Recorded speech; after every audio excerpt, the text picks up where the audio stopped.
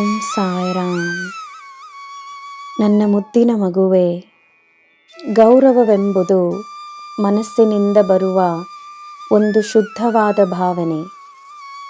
ಆದ್ದರಿಂದ ಕಣ್ಣಾರೆ ನೋಡುವುದು ಗೌರವವಾಗಿದ್ದರೂ ಸರಿ, ಇಲ್ಲದಿದ್ದರೂ ಸರಿ, ಗೌರವದ ಅನುಭವವೇ ಅದರ ಸತ್ಯ.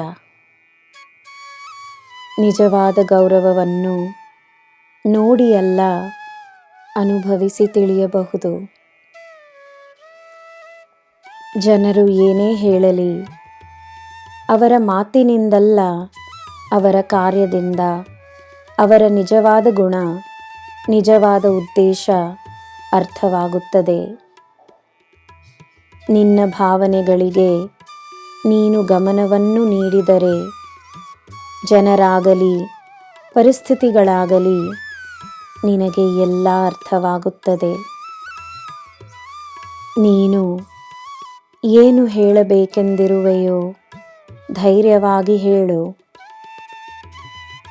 ಎಲ್ಲರ ಬಗ್ಗೆ ಯೋಚಿಸುವ ನೀನು, ಎಲ್ಲರ ಮೇಲೆ ಕಾಳಜಿ ವಹಿಸುವ ನೀನು, ಎಲ್ಲರ ಮೇಲೆ ಪ್ರೀತಿಯನ್ನು ತೋರಿಸುವ ನೀನು, ಕಾರಣವಿಲ್ಲದೆ ಯಾರನ್ನೂ ದೂರವಿಡುವುದಿಲ್ಲವೆಂದು ನನಗೆ ತಿಳಿದಿದೆ.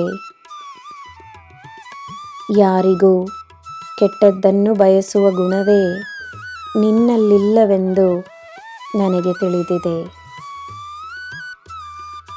ನೀನು ಜೀವನದಲ್ಲಿ ಎಲ್ಲರನ್ನೂ ಸ್ವೀಕರಿಸಲೇಬೇಕೆಂದಿಲ್ಲ.